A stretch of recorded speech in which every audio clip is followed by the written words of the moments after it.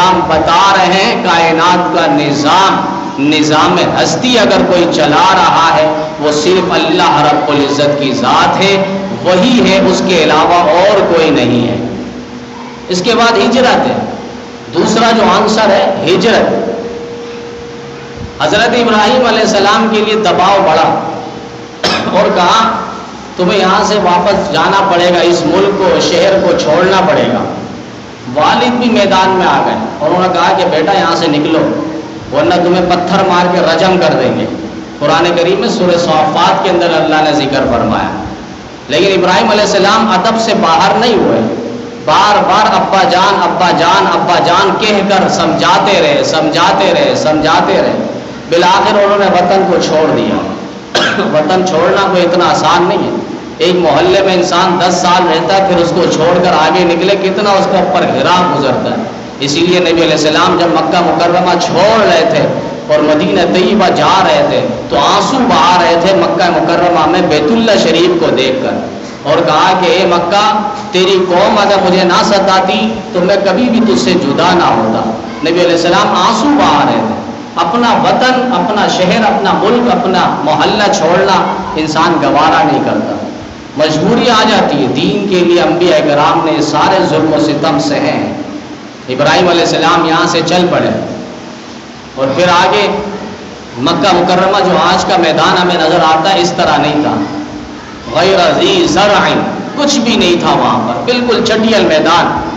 حضرت ابراہیم علیہ السلام جو 82 سال کی عمر میں اتنی قربانیاں کہ اللہ تعالیٰ نے ایک نرینہ اولاد انہیں نصیب فرمائی حضرت اسماعیل علیہ السلام کی شکل میں۔ انہوں نے اس چھوٹے بچے کو اور حضرت حاجر علیہ السلام کو اس بیابان پہ، صحرا ریگستان پہ چھوڑ کر، اللہ کا حکم تھا اکیلے چل پڑے۔ بیوی آواز لگا رہی ہے، حضرت حاجر علیہ السلام، حضرت ابراہیم علیہ السلام کوئی جواب نہیں دے رہے۔ بالآخر بیوی نے اتنا کہا کہ اللہ کا حکم ہے؟ کہا جی ہاں اللہ کا حکم ہے۔ کہا پھر جائیں، اللہ ہمیں ضائع نہیں کرے گا۔ بچے کو پانی کا شدت محسوس ہوئی، پیاس لگی۔ اب حضرت حاجر ادھر بھاگتی ادھر بھاگتی ہے، ادھر بھاگتی ادھر بھاگتی ہے۔ اللہ کو یہ عطا اتنی پسند آئی، یہی تو فیملی ہے اور یہی تو وہ خاندان ہے جس کا آج حج عمرے کے اندر یاد تازہ ہو رہی ہے۔ صفا مروہ میں جو آج حاجی حج مکمل نہیں ہوگا، عمرے کا عمرہ مکمل نہیں ہوگا جب وہ صفا و مروہ میں دوڑ نہ لگائے۔ یہ حضرت حاجر علیہ السلام کی سنت ہے۔ پانی کے لیے ادھر بھاگ رہی ہے ادھر بھاگ رہی ہے۔ بالآخر حضرت اسماعیل علیہ السلام تڑپ رہے تھے اور ان کے پاؤں سے ایڑی زمین پہ لگنے سے، جس طرح بچہ پہ لگ رہا ہوتا ہے، پاؤں زمین پہ مار رہا ہوتا ہے، کبھی دونوں پاؤں آپس میں ملا کے مار رہا ہوتا ہے۔ حضرت اسماعیل علیہ السلام اسی طرح وہ پاؤں زمین پر انہوں نے رگڑی ایڑی، اسی وقت وہاں سے زمزم پانی کا چشمہ جاری ہوا۔ اب یہ فیض اسماعیل ہے، ہر شخص مانتا ہے فیض اسماعیل کو۔ زمزم پانی بہترین پانیوں میں، آپ یہ پانی 1-2-4 دن پانی بوتلوں میں رکھ دیں جو ہمارے یہاں پانی، اب اس کو 2-3 دن بعد اس کو سونگ لیں ایک مہک آ جائے گی، لیکن زمزم کو آپ کئی ایک عرصے تک بھی رکھ لیں تو اس کے اندر کوئی مہک نہیں آئے گی، ایسا پانی ہے زمزم پانی۔ تو حضرت اسماعیل علیہ السلام کی ایڑی سے یہ زمزم کا پانی نکل رہا ہے۔ فیض اسماعیل ہر شخص مانتا ہے۔ میں نے کہا یہاں فیض اسماعیل کو مانتا ہے اور ماننا بھی چاہیے، تو فیض محمدی کو کیوں نہیں مانتا؟ یہاں اسماعیل کی ایڑی زمین پر لگ رہی ہے، زمزم پانی جاری ہو رہا ہے، اور وہاں نبوت کے قدم صدیق کے سینے پر لگ رہے ہیں، تو صدیق کے سینے سے پھر فیض جاری نہیں ہوں گے؟ صدیق خلیفہ اول، خلیفہ مسلمین بن رہے ہیں، یہ فیض محمدی ہی تو ہے۔ اسلام کو بام عروج پہ پہنچایا، یہ فیض محمدی ہی تو ہے۔ ابو بکر صدیق نے اسلام کو ترقیوں سے نوازا، 11 لاکھ مربع میل پر اسلام کا بھریرا رہلایا، یہ فیض محمدی ہی تو ہے۔ مرتدین سے انہوں نے جہاد کیا، یہ فیض محمدی ہی تو ہے۔ منکرین زکوٰۃ سے انہوں نے جہاد کیا، اعلان جہاد کیا، یہ فیض محمدی ہی تو ہے۔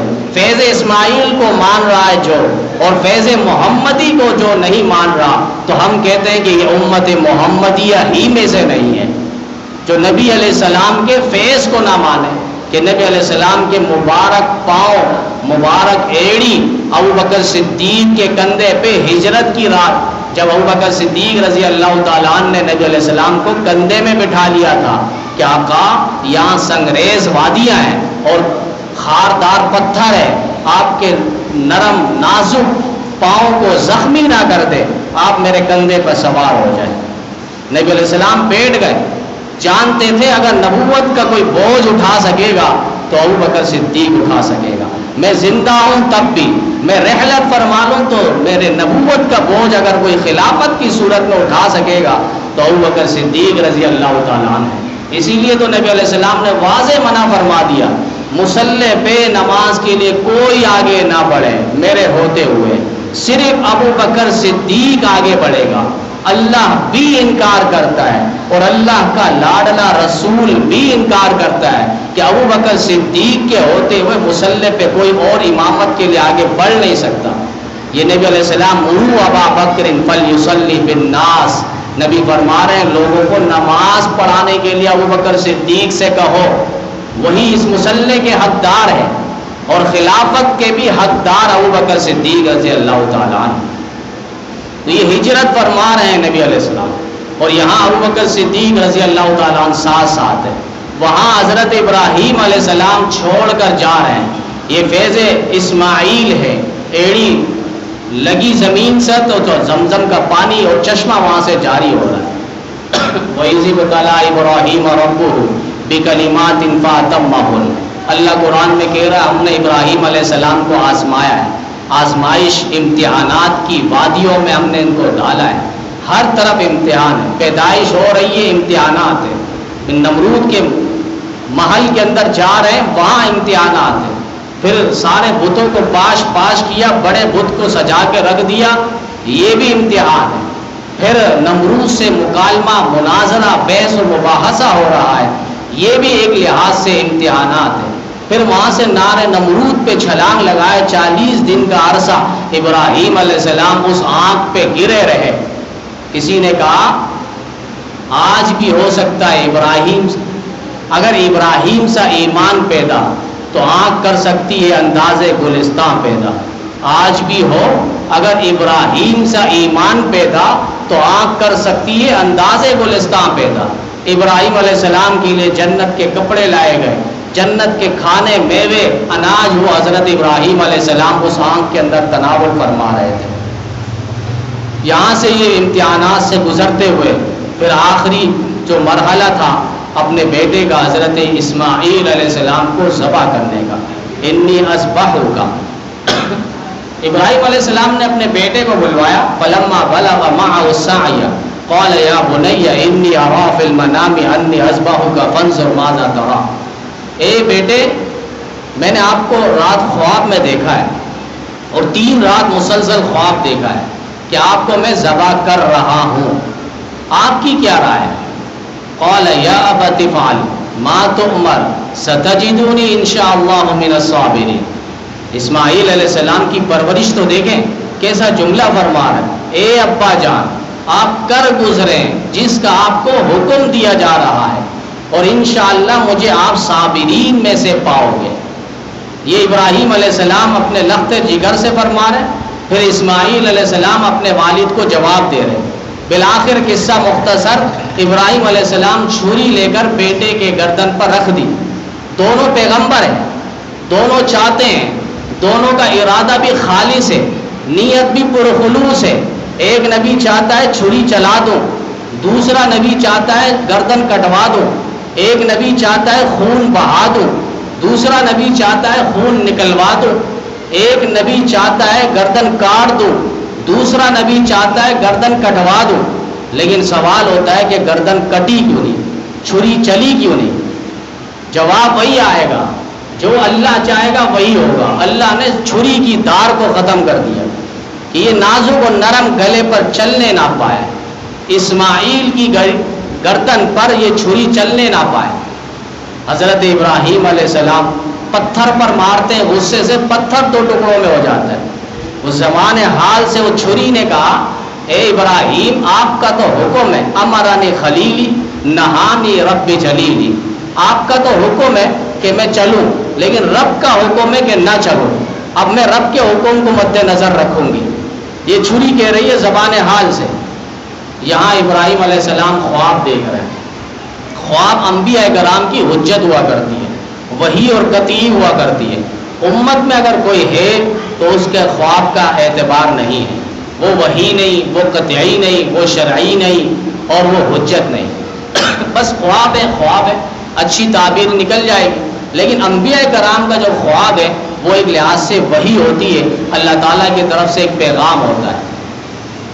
اگر کسی نے خواب دیکھ لیا, یہاں مثلا ایک چور پکڑا گیا اور اس شرعی عدالت سارے کچھ گواہ اور شواہد ذرائع قرائن سے پتہ چل گیا یہ چور ہے, اس کا ہاتھ کاٹا جائے. رات میں کوئی خواب دیکھتا اور کہتا ہے کہ یہ چور نہیں ہے, اس کو چھوڑ دو, تو ایسے خواب کا کوئی اعتبار نہیں ہے. اب شرعی عدالت نافذ ہو گئی, محمد عربی کی شریعت اب نافذ ہو کر رہے گی. اسی طرح ایک خواب کسی نے دیکھا, جاہل مرید نے, اور دیکھا کہ میرے مرید, میرے پیر خواب میں آئے تھے اور انہوں نے آ کر کہا کہ اپنے بچہ کو ذبح کرو, تم بلندی پر فائز ہو گئے.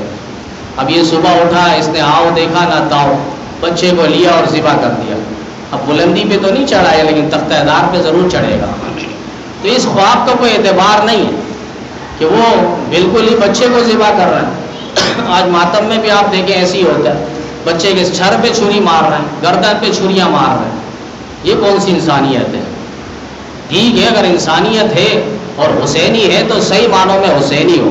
حسین نے وہاں پر میدان کربلا میں, دشت کربلا میں 70 افراد 72 افراد جام شہادت نوش کر کے وہ جنت کے مکین بن گئے اور جنت کے نوجوانوں کے شہزادے بن گئے. تو انہوں نے تیر اور تلوار اور خنجر اور نیزہ انہوں نے جسم میں نہیں کھائے کہ گردن انہوں نے سر تن سے جدا کروا دیے. اگر محبت حسینی ہے تو سر کو بالکل تن سے جدا کروا دو, بالکل تن سے جدا کروا دو.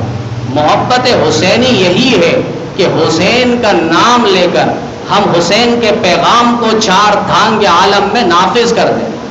یزیدیت کا ہر اعتبار سے تعاقب اور مقابلہ اور مقاتلہ کریں, جہاں یزیدی نظر آئے زمین دوز کر دیں. یہ حسینی ہے. آج تو ہم سب یزیدی بنے ہوئے ایک لحاظ سے. ہماری عدالت یزیدیت کا پیغام پیش کر رہی ہے, ہمارے وکلاء یزیدیت کا پیغام پیش کر رہے ہیں. وہاں سے چیز مہنگی صحیح سے ہوتی نہیں, یہاں سے چیز ہی مہنگی ہو رہی ہے. اگر دکاندار کے پاس ایک چیز پہلے سے اسٹاک ہے, موجود ہے, بکی نہیں ہے وہ چیز, مثلا 100 روپے کی, مارکیٹ میں اس کا ریٹ 150 روپے کے ہو گیا. اب یہ 150 روپے میں ہی بیچے گا, اگرچہ اس کو 100 روپے میں بھی وہی فائدہ ہو رہا تھا جو پہلے فائدہ ہو رہا تھا. تو ہم تو حکومت پر رو رہے ہیں نا, لیکن ہم تو اپنے دیش پر, اپنے گریبان پر اور آستین کے سانپوں پر بھی تو نظر رکھیں. پیٹرولیم ہے, تاجر تجارت کر رہا ہے, دکاندار دکانداری کر رہا ہے, یہ سب ایک لحاظ سے مجرم کے شکار ہے. حضرت مولانا یوسف کاندھیلوی رحمۃ اللہ علیہ جو تبلیغی جماعت کے امیر مقرر ہوئے تھے, اور حضرت مولانا الیاس کاندھیلوی رحمۃ اللہ علیہ کے صاحبزادے تھے, لوگوں نے اسی طرح ان کے پاس شکایت کی تھی. شکایت یہی تھی کہ مہنگی چیزیں ہو گئی ہے, لہذا حکومت وقت کے سامنے کیا ہم احتجاج کر سکتے جا کر؟ انہوں نے کہا کہ نہیں, اہل باطل کا طریقہ ہے احتجاج کرنا, کوئی فائدہ نہیں. کہا پھر کیا کریں؟ کہا کہ دیکھو مجھے یہ بات سمجھ میں آتی ہے کہ یہ چیزیں اور یہ انسان اللہ رب العزت کے ہاتھ 2 پلوں کی طرح ہے, ترازو کے 2 پلوں کی طرح ہے. جب انسان کی قیمت ایمان اور اعمال صالحہ کی صورت میں اللہ کے ہاں وزنی اور قیمت ہو جائے تو دوسرا پلہ جو چیزوں کا ہے وہ خود بخود اوپر اٹھ جائے گا, اس کے اندر وزنی کم ہو جائے گی, قیمتیں کم ہو جائے گی.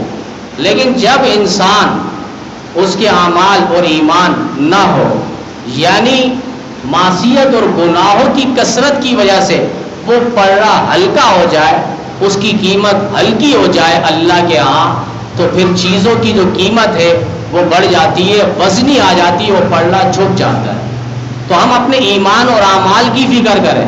حکومت وقت کو ہم نے بہت سنا دیا اور ان کے سامنے ہم آپس میں بھی بہت ساری باتیں ہو رہی ہے, پورا دن ہم اسی پر لگا دیتے ہیں. 2 رکعت صلاۃ حاجت پڑھ لے, 2 آنسو اللہ رب العزت کے یہاں بہا دے, یہ مہنگائی خود بخود چھٹ جائے گی اور یہ مہنگائی خود بخود دور ہو جائے گی.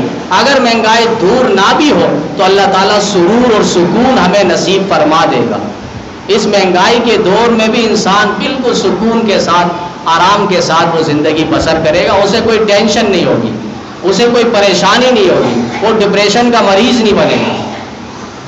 تو حضرت ابراہیم علیہ السلام یہ ہجرت فرما رہے ہیں اور حضرت اسماعیل علیہ السلام کو قربانی کے لیے تیار کر رہے ہیں، اور پھر آگے چل کے ابراہیم علیہ السلام اسماعیل علیہ السلام آپس میں بات کر رہے ہیں کہ ہم آپ کو ذبح کر رہے ہیں۔ خواب میں دیکھا، خواب انبیاء کرام کی حجت ہے۔ مرزا غلام احمد قادیانی آیا اور اس نے کہا کہ دیکھو یہ تو کوئی حجت نہیں ہے، کوئی دلیل نہیں ہے، ابراہیم علیہ السلام نے تو کاٹا ہی نہیں، حضرت اسماعیل علیہ السلام کٹے نہیں، یہ کون سی دلیل ہے؟ ہم نے کہا بھائی انی اصبحک، آپ کو عربی آتی تو پتہ چل جاتا، اتنے بڑے فن خان بنے اور قادیانیوں کا نبی بن کر آیا یہ، اسے بالکل عربی نہیں آتی اور کہہ رہا ہے انی اصبحک، اس کا معنی میں نے ذبح کر دیا۔ ذبح کرنا نہیں ہے، میں ذبح کر رہا ہوں، اے بیٹا میں نے آپ کو خواب میں دیکھا، میں آپ کو ذبح کر رہا ہوں، ذبح کیا نہیں، ذبحت کا نہیں کہا، ذبحت کا نہیں کہا کہ میں نے آپ کو ذبح کر دیا۔ یہ گرامر تو اسے معلوم نہیں ہے۔ مثلا کوئی کھانا کھانے بیٹھا ہے اور اچانک فون آ گیا، اس نے فون پہ کہا کہ بھائی میں کھانا کھا رہا ہوں، تھوڑی دیر بعد بات کرنی ہے، کھانا نہیں کھا رہا، پلیٹ بھی صحیح سے نہیں لگا، بیٹھ ہی ہے بس کھانا کھانے، اب وہ کیا کہتا ہے میں کھانا کھا رہا ہوں لہذا بعد میں بات کرتے ہیں۔ ابراہیم علیہ السلام نے کاٹا نہیں، کاٹ رہے ہیں، ذبح کروں گا، کر رہا ہوں، کیا نہیں ہے۔ اور وہاں سے وہ کہتا ہے ذبح کہاں کیا، وہ تو مینڈا آ گیا۔ تو اللہ تعالیٰ کا امتحان یہیں تک تھا۔ اور خود مرزائی نے کہا کہ میں نے فلاں فلاں خواب دیکھیں، فلاں فلاں خواب دیکھیں۔ کبھی وہ کہتا ہے میں نے اتنا خواب دیکھا ہے، میں نے یہ بھی دیکھا کہ محمدی بیگم سے میری شادی ہوگی، پوری زندگی اس کی شادی نہیں ہوئی ہے محمدی بیگم سے، اور پھر کہا کہ میں مدینے میں مروں گا، میں نے خواب دیکھا ہے۔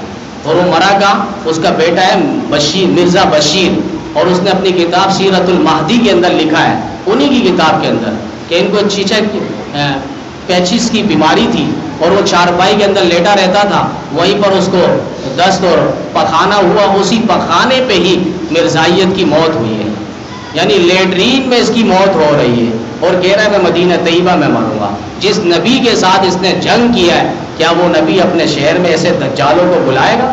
قرب قیامت میں ایسے دجال آئیں گے، اور جو سب سے بڑا دجال ہے وہ آئے گا، لیکن نبی علیہ السلام نے فرمایا پوری دنیا میں یہ تہلکہ مچائے گا، مدینہ طیبہ میں داخل نہیں ہو سکے گا۔ چاروں طرف سے فرشتے کوڑے لے کر کھڑے ہو جائیں گے، ہر دروازے پر دجال جہاں سے بھی آئے گا اس کو مار مار کے وہاں سے ہٹائے گا اور بھگائے گا۔ تو وہ دجال ہو یا اس دور کا دجال مرزا غلام احمد قادیانی ہو، مدینہ طیبہ میں داخل نہیں ہو سکتا۔ تو یہ ایک لحاظ سے ایسی باتیں کر کے دین سے اور انبیاء کرام کی تعلیمات سے، وحی سے، پیغام سے دور کرنے کے مترادف ہے۔ اور بھی بہت سارے لوگ، جاوید غامدی، انجینئر مرزا اور نچری پکڑی، پتہ نہیں کیسے کیسے لوگ پیدا ہوئے مستشرقین، اور کہتے ہیں کہ قربانی کرنے کا کیا فائدہ، اتنا بڑا جانور تم لاؤ گے، اور اگر یہی 2 لاکھ 3 لاکھ 10 لاکھ 20 لاکھ تم غریبوں کی مدد کر دو، کتنا فائدہ ہو جائے گا، کتنا خون بہاؤ گے، اتنا گندگی ہو جاتی ہے، لہٰذا یہی پیسے اگر تم غریبوں میں لگا دو۔ پھر کل یہی لوگ کہیں گے، جاوید غامدی جیسے لوگ، کہ بھائی یہ نماز پڑھنے کی کیا ضرورت ہے، 20 منٹ لگا رہو، یہی فیکٹری میں بیٹھو، دکانداری کرو، جو بچت ہوگی غریبوں میں لگا دینا۔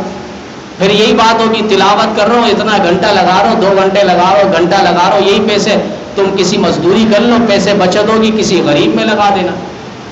پھر حج میں نہیں جانا، اتنے پیسے لگیں گے، پھر حج سے بھی انسان رہ جائے گا۔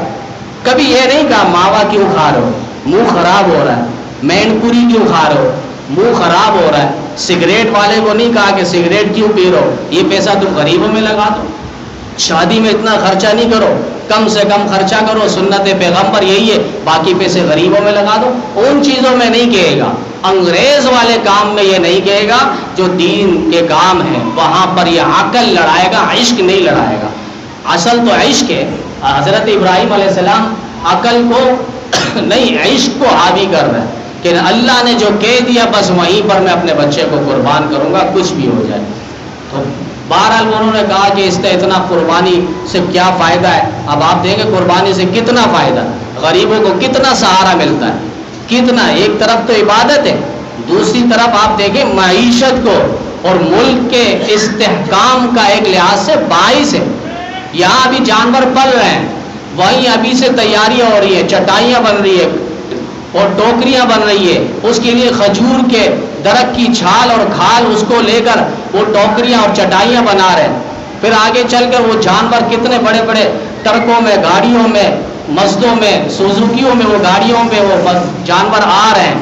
تو ان میں گاڑیوں کا استعمال ہونا، مزدوروں کا استعمال ہونا، پیٹرول کا استعمال ہونا، کتنوں کی آمدنی کا ذریعہ بن رہے ہیں. کتنے لوگ پھر گاڑیوں میں کما رہے ہیں. سوزوکی والا پورا دن کھڑا رہتا، کہیں دیہڑی نہیں، لیکن ان مہینوں کے اندر وہ کتنا کما رہا ہوتا ہے. پھر یہ گاڑیاں خراب بھی ہوتی ہوگی، میکینک کے پاس بھی جاتی ہوگی، پھر میکینک والے کتنے کما رہے ہیں. پھر چھریاں والے آپ دیکھیں، پورا دن وہ بیچارہ چھری لے، چھریاں تیز کرنے والا جا رہا ہوتا سائیکلوں میں، کوئی ایک بمشکل چھریاں تیز کرواتا ہے. لیکن اس مہینے اور ہفتوں کے اندر آپ دیکھیں کتنے لوگ چھریاں تیز کروا رہے ہیں. لوہے والا کتنا کاروبار چمکا رہا ہوتا ہے. پھر آگے ہارن اور گھنٹی جانوروں کے گلوں میں لٹکانے کے لیے، پائلوں میں، وہ کمانے والا لوہے کا فیکٹری اور کارخانے کتنے کما رہے ہوتے ہیں. ایک ہم نے صرف قربانی سمجھا ہے، لیکن اس کے پس پردہ آپ دیکھتے چلے جائیں کہ معیشت اور اقتصادیت کے اندر کتنا استحکام اور مضبوطی آتی ہے. پھر قربانی یہاں ہوتی ہے کھال، جس کو دباغت دینے کے لیے پھر نمک کے کارخانے آباد ہوتے. باقاعدہ مالک کہہ دیتا ہے بھائی ابھی جو ہے چھٹی نہیں کرنی، نمک زیادہ سے زیادہ نکلوانا ہے اور اس کے بعد اس کو دباغت دینی ہے، کھالوں کی حفاظت کرنی ہے. پھر یہ فیکٹریاں میں جاتی ہے ساری کھالیں، پھر وہاں الگ کام. یہاں منڈیوں میں آپ دیکھیں ایک ایک مالک ہوتا ہے، جانور لے کر 5 غریب لیبر کو اپنے ساتھ رکھتا ہے تاکہ ان کی بھی دیہڑی بن جائے، اس کا بھی کام ہو جائے. تو ایک جانور ہے لیکن لاکھوں لوگ اس سے فائدہ اور ایک لحاظ سے اپنا ذریعہ معاش وہ لوگ کما رہے ہیں. تو ہم صرف اس کو عبادت کی نظر سے تو دیکھیں، لیکن دوسرا نظر اہل باطل کو اور مستشرقین کو، جاوید غامدی جیسے اور انجینئر مرزا علی جیسے اور نچلی اور فکری جیسے لوگوں کو چت لگانے کے لیے ہم ایسے دلائل اپنے پاس رکھیں کہ اس ایک کام کی وجہ سے اللہ تعالیٰ لاکھوں لوگوں کے آمدنی کا ذریعہ بناتے ہیں، اور لاکھوں غریب اس سے ایک لحاظ سے فیضیاب ہوتے ہیں اور ان کا سہارا بنتا ہے. اللہ تعالیٰ ہم سب کو شوق کے ساتھ اس قربانی والا ایک فریضہ اللہ